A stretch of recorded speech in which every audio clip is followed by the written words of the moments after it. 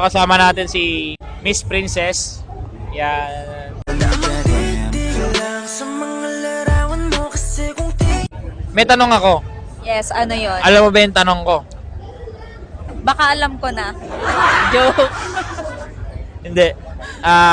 Social media accounts na gustong promote para makita ka rin nila. Siyempre, ganda-ganda mo tapos nagtatago ka dyan. Ay, wow. Tagong-tago ako eh. Low-key lang. Charot Loki lang siya. Pero Joke maganda lang. siya. Ayun. Meron akong page, Facebook page. Follow me, Princess Lee main page. And I have Instagram, Princess Lee 5942.